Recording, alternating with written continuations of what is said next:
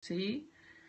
Allí donde hay un altar hay una iglesia y la presencia del altar es lo que hace que la iglesia sea santa. Fíjense esto qué bonito, ¿no?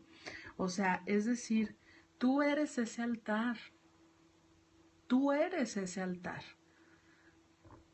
La iglesia en sí no significa nada, o sea, tu templo, digamos, tu cuerpo, pues podrá ser el de, ay, no sé, Angelina Jolie, ¿no? ¿Y qué pasa? O sea, si el altar no, no dice nada, pues no importa, no importa el tamaño de la iglesia, ¿no?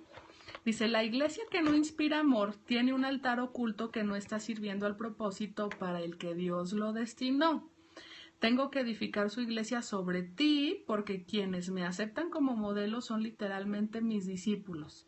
Los discípulos son seguidores y si el modelo que siguen ha elegido evitarles dolor en relación con todo, serían ciertamente insensatos si no lo siguiesen. O sea, si ya sabes cómo se le debe de hacer y no lo haces, pues entonces es una insensatez, es una demencia total. Es decir, yo como cada uno de nosotros, esto me recuerda a esta canción que me enseñaban en el catecismo que me gustaba mucho, ¿no? De tú eres la iglesia, yo soy la iglesia, somos la iglesia del Señor. O sea, todos, cada uno de nosotros somos una iglesia de Dios, ¿no? Y entonces me dice que yo como iglesia, ¿qué es lo que tengo que hacer? Tengo que inspirar amor.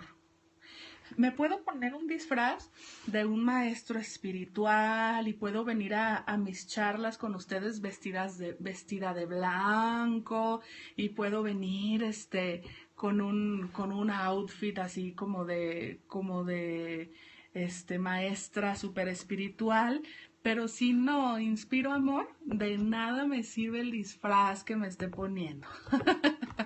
Sí, o sea, y puedo venir toda darqueta y con un arete aquí, y con la boca pintada de negro y toda vestida de negro y demás.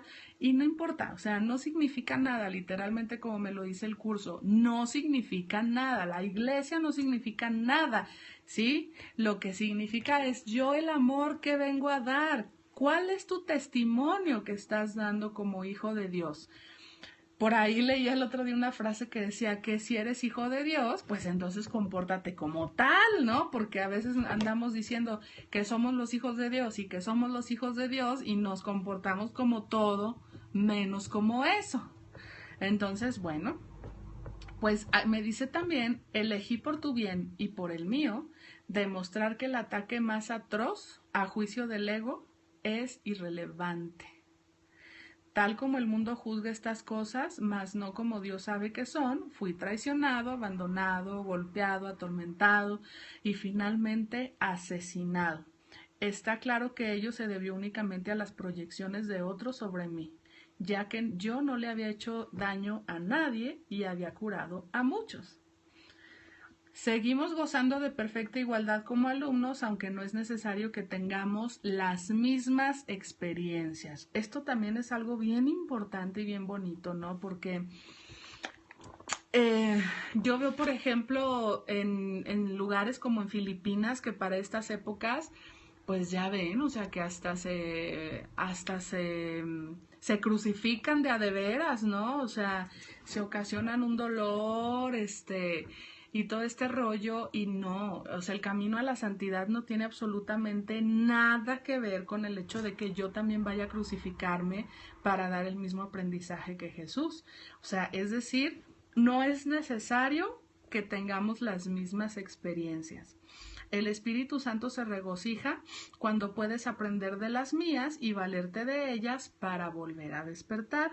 Ese es su único propósito y esa es la única manera en que yo puedo ser percibido como el camino, la verdad y la vida. Oír una sola voz nunca implica sacrificio, ¿sí? O sea, es decir, yo no tengo por qué crucificarme, ni tengo por qué entrar en ayunos, ni tengo por qué hacer cosas así de ese tipo, porque la voz de Dios jamás me implica un sacrificio. Por el contrario, si eres capaz de oír al Espíritu Santo en otros, puedes aprender de sus experiencias y beneficiarte de ellas sin tener que experimentarlas directamente tú misma, tú mismo. Eso se debe a que el Espíritu Santo es uno y todo aquel que le escucha es conducido inevitablemente a demostrar su camino para todos. ¿Sí? Y me dice, la única lección que tengo que enseñar, puesto que la aprendí, es que ninguna percepción que esté en desacuerdo con el juicio del Espíritu Santo está jamás justificada. La guerra, el ataque, el dolor, todo esto de, pues entonces tú me mataste a tantos, entonces ahora yo te mato a otros, pues entonces, para que haya paz te declaro la guerra. Eso es absurdo, es demente totalmente, y ninguna percepción que esté en desacuerdo con esto está jamás justificada. ¿Sí? Y fíjense esto qué bonito que me dice, mi voluntad, o sea, la voluntad de Jesús junto con la de Dios es que ninguno de sus hijos sufra. La crucifixión no puede ser compartida porque es el símbolo de la proyección, o sea, de la proyección de qué, pues de la proyección del miedo que le tenía la gente a Jesús en esos tiempos, porque Jesús hablaba de cosas pues que ellos no entendían, ¿sí? Y entonces, ¿qué pasa cuando yo no entiendo algo o cuando mi ego no me permite que las cosas lleguen a donde tienen que llegar? Pues entonces tengo miedo y ataco. Pero la resurrección es el símbolo del compartir, ya que para que la filiación pueda conocer su plenitud, es necesario que cada uno de los hijos de Dios experimente un redespertar. Solo esto es conocimiento. Fíjense entonces el mensaje tan bonito de la crucifixión. No hay ira justificada, no eres un cuerpo, y aparte, cada Semana Santa puedes vivir un redespertar. Y me dice, el mensaje de la crucifixión es inequívoco. Enseña solamente amor, pues eso es lo que eres. ¡Wow! Qué hermoso, ¿no? O sea, qué bonito esto, porque eso fue lo que vino a hacer Jesús, ¿no? O sea, Jesús vino a dejarnos una enseñanza, un aprendizaje de amor, vino a dejarnos un aprendizaje de paz, vino a decir, no importa que hagan tu cuerpo pedazos, tú eres amor, sigues siendo amor, nada irreal puede ser amenazado, y entonces eso enseño, ¿verdad? Y aquí hay algo bien importante que me dice que cuando leas las enseñanzas de los apóstoles, recuerda que les dije que había muchas cosas que ellos no entenderían hasta más tarde, porque en aquel entonces aún no estaban completamente listos para seguirme. No quiero que dejes que se infiltre ningún vestigio de miedo en el sistema de pensamiento hacia el que te estoy guiando. No ando en busca de mártires, sino de maestros. Nadie es castigado por sus pecados y los hijos de Dios no son pecadores. Cualquier concepto de castigo significa que estás proyectando la responsabilidad de la culpa sobre otro, y ello refuerza la idea de que está justificado culpar.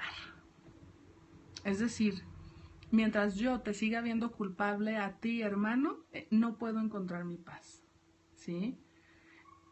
Yo no tengo en ningún momento por qué culparte de nada, porque tú eres mi espejo, y si yo estoy detectando culpa en ti, es algo que necesito sanar en mí. Y me dice, yo no necesito gratitud, o sea, Jesús, yo no necesito gratitud, pero tú necesitas desarrollar tu mermada capacidad de estar agradecido o no podrás apreciar a Dios. Él no necesita que lo aprecies, pero tú sí. No se puede amar lo que no se aprecia, pues el miedo hace que sea imposible apreciar nada. Cuando tienes miedo de lo que eres, no lo aprecias y por lo tanto lo rechazas. Como resultado de ello, enseñas rechazo. Esto tiene mucho que ver con el Dios que hemos aprendido, porque hemos aprendido de un Dios, pues, loco, ¿no? O sea, de un Dios dual que es amor, misericordia, y es paz infinita siempre y cuando no lo hagas enojar, porque si lo haces enojar, la ira de Dios es incontenible y entonces acaba con Sodoma y Gomorra y entonces ahoga a todos los egipcios que van detrás del pueblo de Israel. Es un Dios absurdo y demente, por donde lo quieras ver. Entonces imagínate, si hemos crecido con esta idea de que eres como Dios y entonces pues no, o sea, yo no quiero ser un Dios así de gacho, ¿no? O sea, no quiero ser ese Dios del ego, no quiero ser ese Dios de la separación. Y entonces, pues ataco. Inmediatamente voy a atacar. Entonces, por eso es por lo que me dice Jesús esto. Dios no necesita que yo lo aprecie, porque pues, Él me ama, independientemente de lo que yo creo o no creo de Él. Pero yo sí necesito modificar mi creencia de Dios. Yo sí necesito encontrarme con el Dios real. Y el Dios real siempre tiene para mí una respuesta, y esa respuesta es, te amo. ¿Sí? Esa respuesta, o sea, el amor de Dios no cambia. El amor de Dios jamás en la vida hoy me quiere y hoy no, porque como me porté mal, entonces sí me castiga, entonces como, no. O sea, si yo me porto mal, Dios mal, o sea, acuérdense que como el pecado no existe, o sea, portarme mal no es otra cosa que elegir en contra de mi paz. Y lo que me ofrece Dios para esta situación no es otra cosa más que volver a elegir la expiación, el entregarle al Espíritu Santo esos pensamientos no amorosos para que yo pueda regresar a mi naturaleza divina. Entonces, cuando yo me doy cuenta de que Dios es amor siempre, siempre, siempre, siempre, entonces ¿en qué creen que me convierto? En amor. Y entonces ¿qué creen que enseño? Amor. Eso es lo que enseño. ¿Sale? Entonces, cuando de verdad me reconozco como el amor que soy, pues no tengo miedo de enseñar amor. ¿Sí? Hay gente que dice, es que hay que tener temor de Dios, que eso es lo más absurdo que puede haber de la vida. O sea, lo contrario del amor es el miedo. Entonces, ¿cómo? O sea, o eres amor o eres miedo. O sea, el decir que hay que tener temor de Dios es tan absurdo como decir que hay que tenerle blanco al negro. ¿Sí? O sea, es absurda la aseveración. Dios es amor, o sea, imagínate cómo le vas a tener miedo al amor, cómo le vas a tener miedo a la fuerza más maravillosa que puede haber y que tú al ser su hijo eres su imagen y semejanza. Y me dice que el poder de los hijos de Dios está presente todo el tiempo porque fueron creados para ser creadores. La influencia que ejercen unos sobre otros es ilimitada y tiene que usarse para su salvación conjunta. Cada uno de ellos tiene que aprender a enseñar que ninguna forma de rechazo tiene sentido. La separación es la noción del rechazo. Mientras sigas enseñando esto, lo seguirás creyendo. No es así como Dios piensa y tú tienes que pensar como Él si es que has de volver a conocerlo. ¿Sí? Y me dice, tú no puedes herir ni ser herido y son muchos los que necesitan tu bendición para poder oír esto por sí mismos. Cuando solo percibas esa necesidad en ellos y no respondas a ninguna otra, habrás aprendido de mí y estarás tan deseoso de compartir lo que has aprendido como lo estoy yo. Es decir, tú te podrás saber de memoria el curso de milagros y podrás, así, no, en tal página dice que así, ya está.